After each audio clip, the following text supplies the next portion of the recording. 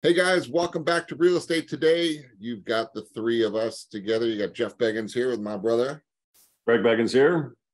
And our redheaded stepbrother. You're always going to be the redheaded stepbrother just because. Hey, I've been called worse. That's true. That's true. All right. So Real Estate Today, topic of this podcast is really for you, the consumer, the general buying public, just what's going on in the market, because it is confusing. It is complicated and complex. And there is no market. There are micro markets. We're going to talk about different strategies today. Today, we're going to talk about two real case studies from this week that we find pretty interesting for you. So one is about a client that we have that was really torn as to should they sell, should they not sell? How should they sell? Should they buy? Should they upgrade? Is it the right time? Should they stay put? Should they not do anything? And then the second one is a client who's got a very unique piece of property that was looking, should I sell now? Should I wait? Is the market going to be better a few years from now? What's going on? What do I do? Give me some advice. So we're going to plug you right into the middle of both of these conversations and give you some good context and ideas, give you something to think about. I want to add to that for a second, because I think what we want to say also is a lot of people think they're stuck. Oh shit, I'm stuck. I'm in this house. It's little, it's small, it's whatever it is, but I bought it cheap and I got a super low interest rate. Now I'm stuck. I can't afford to leave. And that's not true. So we're going to show you some strategies on that, because I think some people are feeling stuck. Why would you ever sell a nice house that you bought a couple of years ago for less money and you've got a 2.75% fixed interest rate for 30 years? Well, let me make a distinction here, because the regular person real estate market is a market that doesn't get stuck because they have to move, right? Now, if you get a job transfer and you had a 2.7% interest rate, doesn't matter. You're moving because you get a job transfer. So it might suck, but it's not like you can not move, right? You don't necessarily have to sell the house, but you don't have to actually move. So to the same point, real person real estate, if life changes and you have a twins, and you've only got a 2-bedroom house, you need a 3-bedroom house, but you don't want to trade in your 2-bedroom house for a 3-bedroom house, because you're going to have to sell it and get a higher price mortgage today than you would when you lived in it. So it works both ways. Well, and I think it's also, though, you have a lot of folks too that because of when they last bought, because of the interest rate that they have on their current home, because of the price maybe that they paid 5 or 7 years ago, when they start looking around at the new prices, I hear all the time, oh, I would never pay that for that house. Right. Well, then you are never moving anywhere or buying anything, because newsflash, it's not going down. It's never going back to where it was 5 years ago, right? The market is the market, right? And there really is no market. There's a submarket. You know, we just had the highest price ever paid in my entire neighborhood this week, right? House sold in 7 days for more money than any house that's ever been sold. And it's not even close to being the nicest house in this neighborhood. Not even close, right? So it is what it is. And you can sit there all day and say, well, I never would have paid that. Well, guess what? Someone did, right? And so you have to make some decisions based on that. But you can't let something that you did 5 years ago dictate what you're going to do in the future. Right. And here's the point. You got to change the basis point of your thinking too, because somebody might say, I don't want to pay that for that piece of property, right? And that may be true. However, you're not really doing that, because let's say you and Courtney wanted to buy the house, right? It would hurt you to think you're going to pay that much because of what you paid for your house. But when you consider the equity that you've built up into your home, and if you were to put that down, remember, that's free money, right? Free money that you could put down on this new house, which keeps your payments about where they were, maybe a little bit more, but probably not deal killing more. So it's really takes us thinking about it differently, because you're re-leveraging what you have, which you didn't really do anything for, and putting that free money down on a house to bring you back up to where you actually were, right? So you really got to look at it a couple of ways on that. Well, we also, and I tell people this all the time, my biggest challenge is I've got a memory, because I've been doing this for so long. I remember that house was $110,000 and now it's $900,000. So it's hard for me to justify that. But as I talk to a consumer who moved here from another state, and when they see what they would have paid for in another state what they can get here in Florida, we're blessed, guys. Just call it what it is. Yeah. Florida real estate is very inexpensive compared to much of the nation. So a lot of our buyers are moving in from out of state and they're laughing. So that high price, Mike, you think happened in your neighborhood was a joke to somebody from Peoria, Illinois, because their real estate is higher than ours. And they've got a nicer, I would say, a nicer lifestyle here than they did there. So it's a nationwide, so it's a global market now. And forget nationwide, it's global. Yep. Take somebody from another country that comes here. Oh my God, the political freedoms and all the stuff we have compared to where they're at, it's a joke. And it's basically the wealthier people that are coming here and they don't care. Well, it's the market to the point. I was talking to one of our agents here who used to be the city manager of the town that we're in, one of his offices here. And there was the Bitcoin Bowl 10 years ago, came to town. They were doing the parade here, the bowl games and everything here. And back then we were chatting about how crazy it was because Bitcoin was $120 a coin. And when maybe it's longer than 10 years ago, but it was coming in, and that's what you could have bought a Bitcoin for back then when the Bitcoin Bowl came to Tampa Bay a long time ago. Now, if you wanted one, then there wasn't really a demand, so that's why the prices were down. But now there's a bit more demand, so that's why you're not going to get one for 30 grand right now. And people are still buying them for 30 grand because they expect them to be worth more than that in the future. Right. So it would have been great if you could buy it for 110 bucks, 20 bucks, but you can't. And it would be nice to buy a waterfront house for 700 grand, but you can't. Right, you could, but you can't. Sometimes ignorance is bliss. That's right. That's right.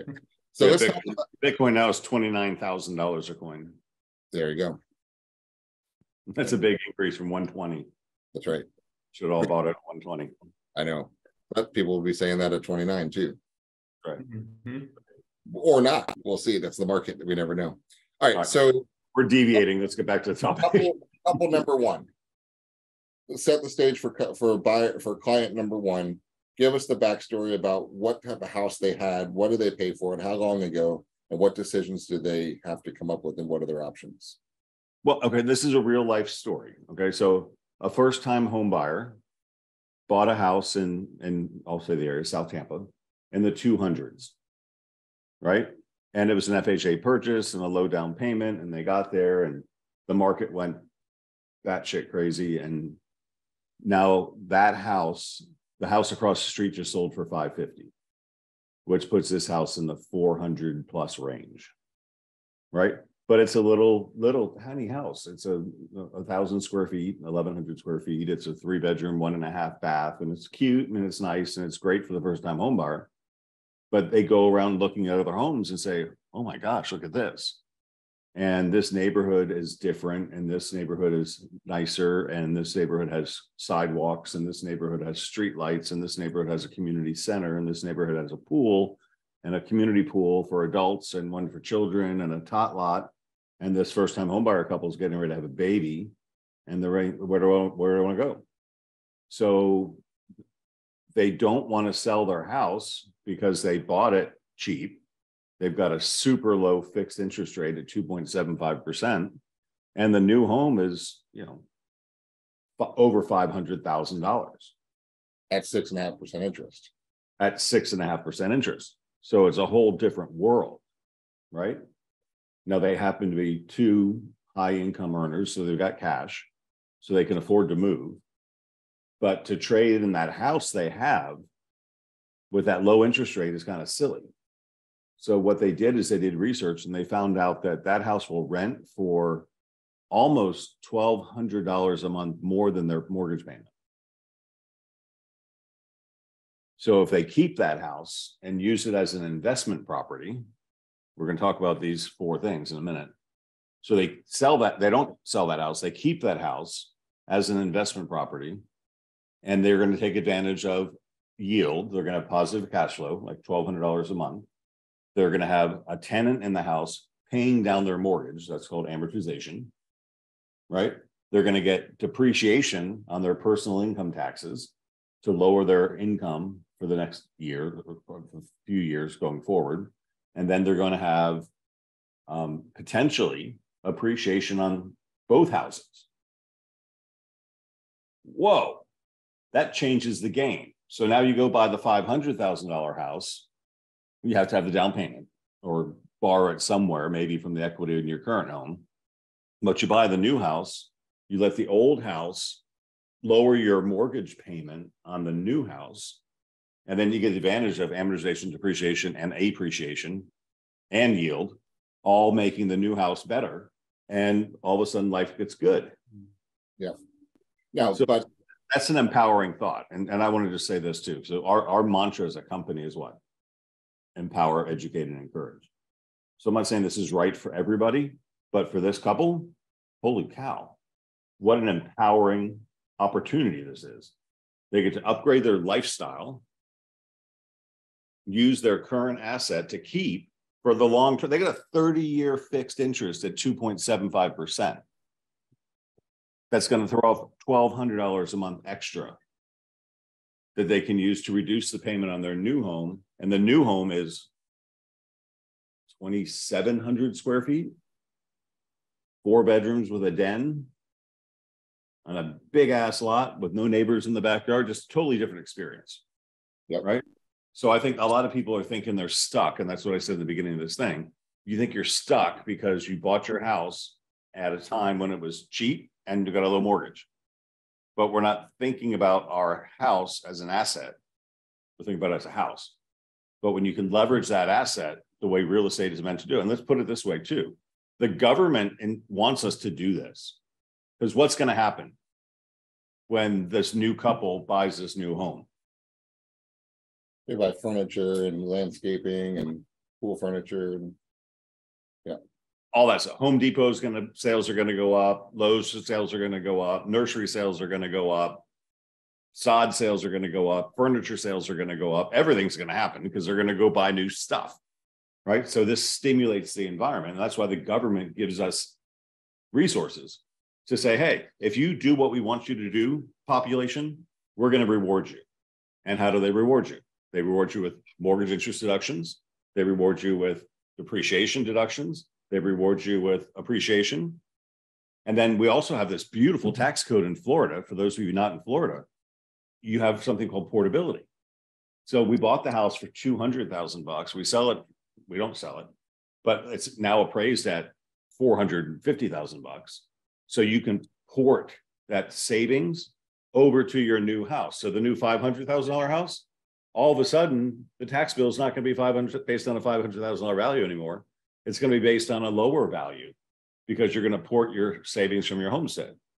Now that comes with a deficit because the old home that was homesteaded is not homesteaded anymore. So it's going to get reassessed and the taxes are going to go up, right? But which asset, Mike, appreciates more, a $200,000 asset or a $500,000 asset? Let's say market goes up 5%. 100,000. So a $200,000 asset goes up 5%, that's 10 grand. A $500,000 asset goes up 10%, that's 50 grand, which is better. Well, in reality, you have 700,000 going up because you're keeping both in this scenario. So you really have 700,000 in assets appreciating. Yeah, you got two. So you're on your way to financial independence.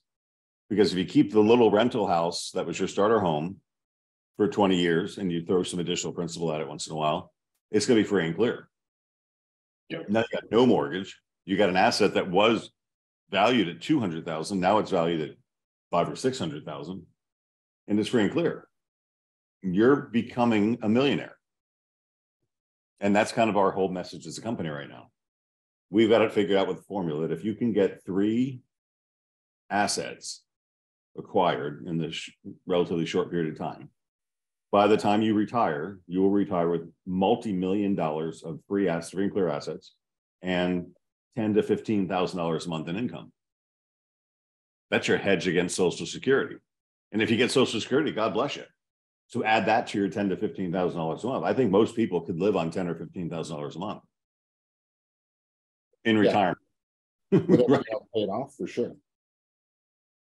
So, I mean, that's kind of the message on using real estate, not only as a place to live.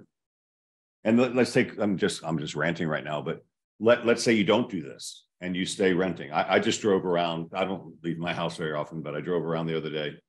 There are 3 400 unit apartment complexes under construction within 5 miles of my house.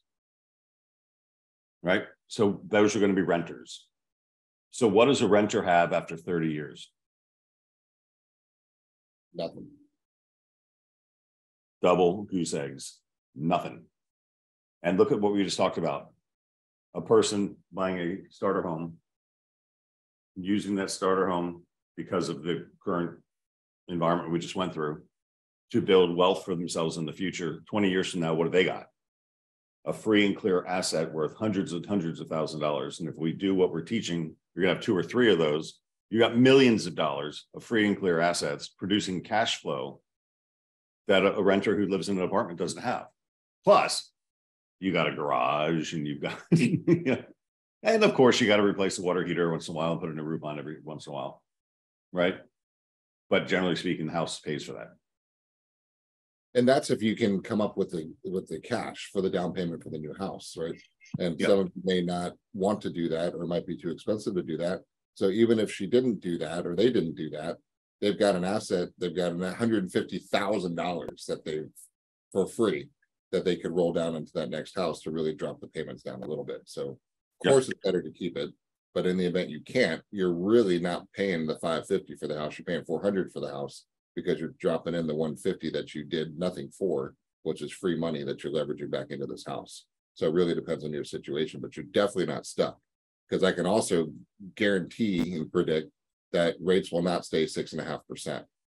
Right? There will be a time when the economy, the Fed went too far and inflation's got under control and this economy stagnates and they have to stimulate, and they will drop rates back down, and you'll be able to refinance that back down into the 4.5 or 5% range, right? So if it makes sense at the 6.5, it's only going to make more sense later. So that's the conversation that we're having. Well, I think it's also important to note for the naysayers that if you qualify for a 6.5% interest rate, you qualify.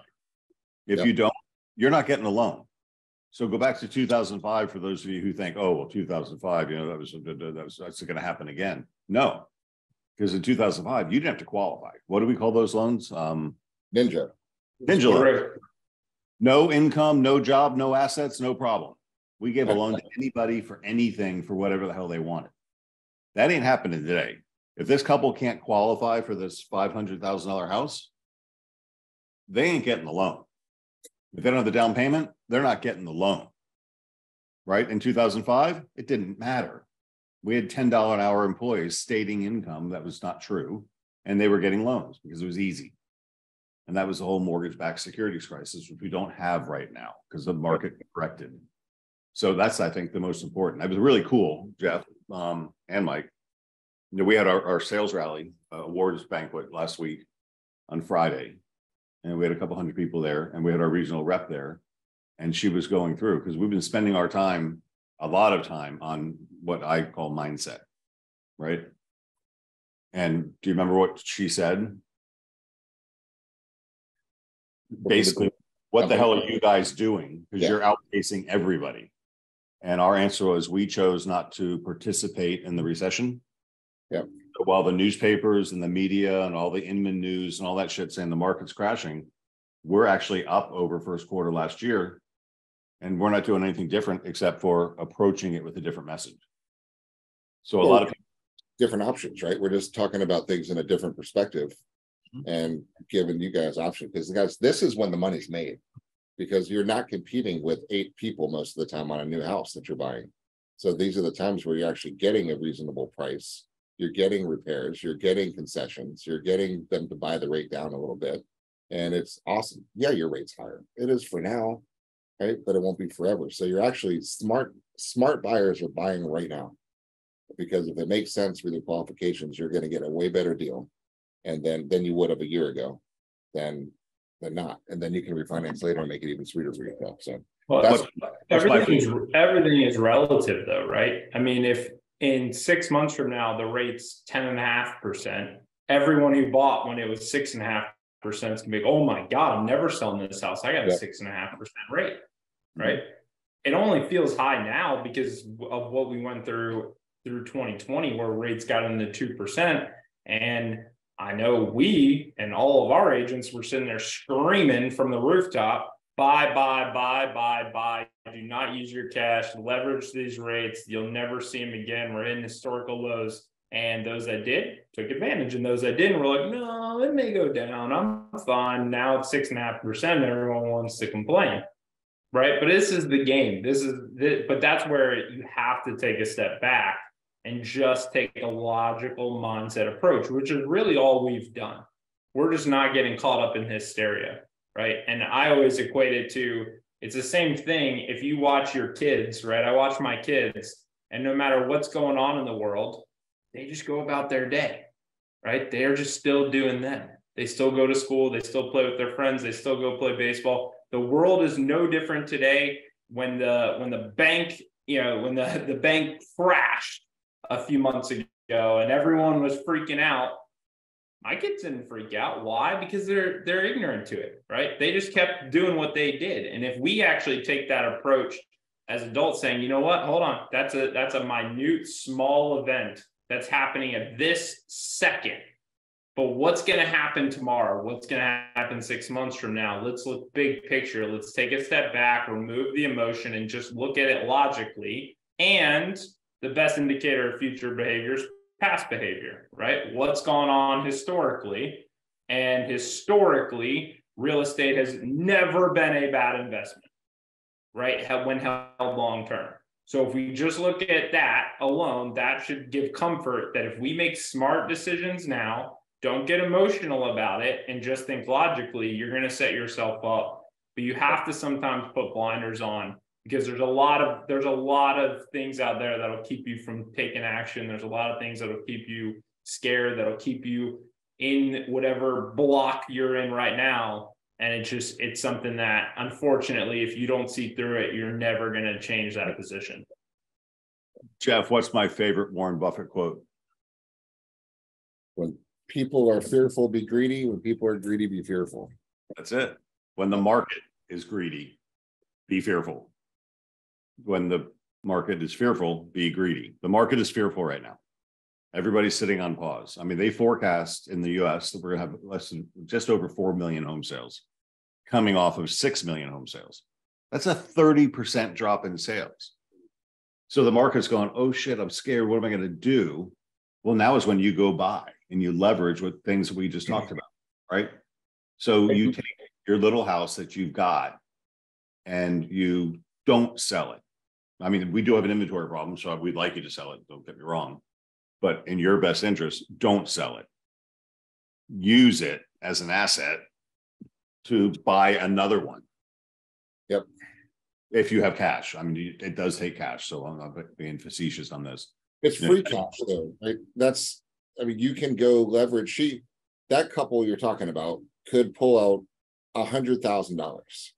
Easy. Probably $150,000. They can leverage that $150,000 into whatever they want to do. And it's dumb not to. And those watching, you've got equity. It's dumb not to touch it, guys. It's done only when it's done smartly. It's for no reason other than to have it. You should have a home equity line of credit. We're not saying pull the money out. We're saying open up the line of credit so you have access to dry powder to do whatever you want to do with that smart, right? That makes it high. If you have credit card debt, which most Americans do, what is your credit card debt? I don't have any credit card debt, but is it 12, 18, 20%? Could be, yeah. You could use your home equity line of credit to pay off your credit card and be responsible from this point forward and don't run it up again. But wouldn't it be better to pay 8 or 9% interest than 18 or 20% interest and free up your line of credit on your credit card? What if you got student loans and you're paying payments on student loans? What interest rate is that? Compare that to what the home equity, maybe use your home equity to pay off your student loans so you get rid of that problem. Because that's like one of the biggest problems we have in the country. Because a lot of people can't qualify to buy a home because their student debt throws off their debt ratios and they can't qualify for a mortgage because we're not giving out free mortgages anymore. And you could buy a $600,000 house with 120 grand, guys. That's the power of leverage. You could buy a FHA limits now are 472,000. So you could buy a $472,000 house for like less than $15,000 in cash. down. Yeah. That's to that point though, Craig, is we have a lot of people that are going to listen or watch this, right? And I've talked to a lot of people that say, well, yeah, I know I should buy the house. I know I need to eliminate my college debt, but that debt is the exact reason why I can't. And because I can't, I don't have the equity. And because I don't have the equity, I can't pay off my debt, right? And you have this vicious cycle. But there are options. There are options, right? So that's why I personally, if you're going to rent, take a look at the rental programs out there. There are rental programs. Instead of just going to an apartment complex and paying $2,200 a month, there are programs. We have two of them, right? You have HPA, you've got Divvy. Now, these are programs that are going to actually put you in a position as a renter to stop that cycle, because they're going to create the opportunity and they're going to help you. Like Divvy, for example, when you're paying the rent, they're taking a percentage of that rent, they're applying it to a home savings account. They're kind of forcing the issue, right? So if I'm in a position where I have to rent, and they'll go down to a 550 credit score. So if you've gotten into some debt, you've made some bad decisions, it happens, and now you're in this hole. Those are programs where if I have to rent, I'm looking at those first, because those are going to create a framework and an opportunity that's then going to put me in a position that I can eventually buy, right? Because they're helping me save that down payment without me having to do anything else. And I was going to pay rent anyways. And now I have a position where maybe in 24, 36 months, I am in a spot where I can buy a small place or buy the place I'm currently living in. And now all of a sudden you see I'm working toward a spot where now I'm appreciating, now I'm getting the equity, now I can pay down the debt faster, and you get yourself out of that hole. But if you just keep doing the same things you're doing that are already got you in the hole that you're in, you're just digging deeper. Or the best case scenario, you're just staying where you are, but you're never digging yourself out. So if you want different results, you have to take different actions. And there are opportunities, but if you just keep it all to yourself and you don't talk to a professional and you don't look at your options, you're going to be stuck. That's so powerful. So yesterday at our sales meeting in Apollo Beach, we had a lender on board, and the lender has a down payment assistance program. They will basically advance you the down payment so you can buy a house with no cash down. Those things, example. So when you look at a real estate professional versus just a real estate agent, because we have real estate professionals who work for us, we provide options that you don't know about.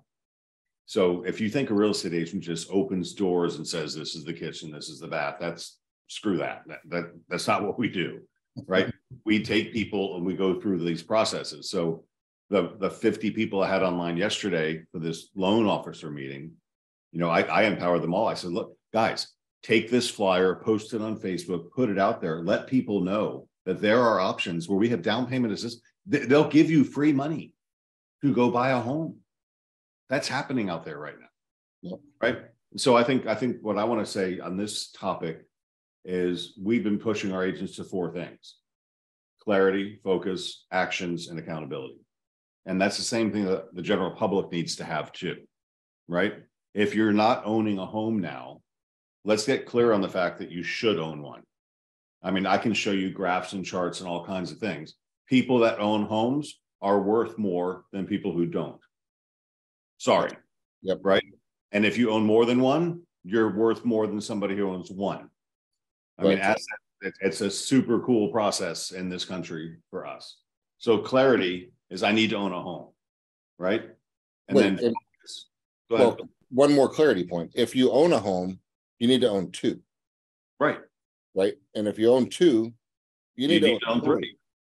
Right. And until it's spitting off enough income to support your lifestyle. And we're talking about smartly making these moves to do this. We're not talking about leveraging yourself. We're not talking about stretching your world. We're talking about leveraging the cash that you're sitting on to go buy an asset that produces cash flow greater than the cost of the capital you use to buy that asset. That's just smart business. That's what we're talking about with clarity.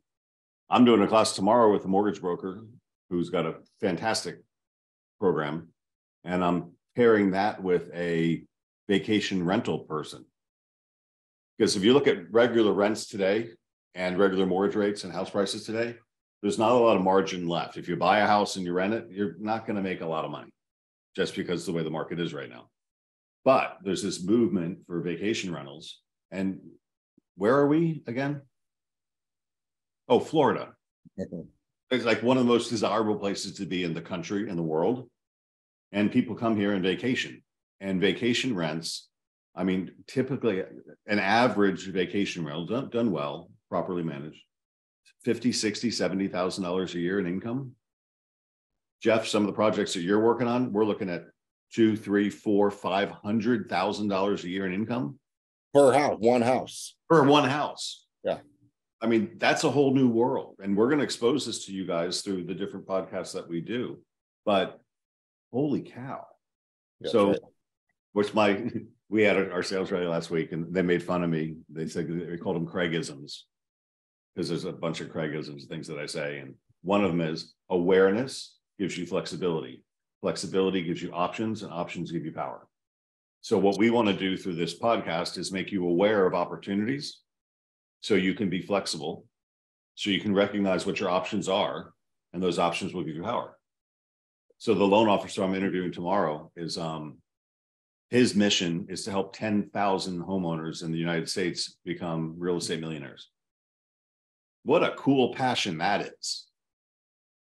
And that'll make him rich along the way. And if he makes 10 million people, 10,000 people rich along that, then he deserves it, right? Because you can have everything you want in life if you help enough other people get what they want. That's right. And that's why we're doing this talk today. So the takeaways for you watching is figure out what your house is worth, right? Call your agent, call us if you don't have one, and say, give me a market analysis. Give me a real one. Let me know what it's worth. And then what lender do you have? Ask your agents or call the people you know. Find out what it costs to tap an equity line on your piece of property. It costs you a few $100, right? Several $100 maybe to tap the line. But then open it. Don't spend a penny. Just open it. Have it available. Buy a jet ski. Don't buy a boat. Don't buy an RV. No. We did that in 2005. That was a problem. That's right. And then now you have the dry powder. Now you talk to your agents and you say, okay, let's get some clarity on what do we want. Man, if we could find something that, hey, honey, do you think if we brought $2,500 a month extra in a month, what would we do? What would that mean to us? What could that relieve from our world? Right. All right, let's go find an investment that we can purchase with our equity that brings in an extra $2,500 a month. Right. And then you talk to an agent, you go find one. And then you do the proper analysis with an expert and you buy it. And then you have that income coming in. And then that builds up some more equity. Then you take the equity from that one and you buy another one. And then before you know it, you're leveraged and you millions of dollars in net worth. I don't want to make that sound easy. You have to research and you have to look, because not every house is going to do it. And that's why I brought in the short-term rentals. Yep. Because they throw off a lot more cash flow than a long-term rental.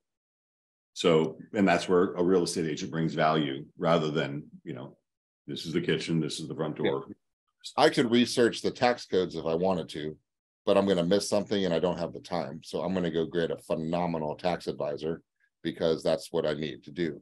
Right. You could figure out, do the research, but you're going to miss stuff and you're not going to do as good a job. Find somebody who's damn good at what they do that can advise you, that you trust, and do some analysis. So that's takeaway. That's what we want for you guys today, is that topic there. So thank you for watching that segment, and we will be back with you guys on some more topics later. Yeah, there's more to come. Stay tuned.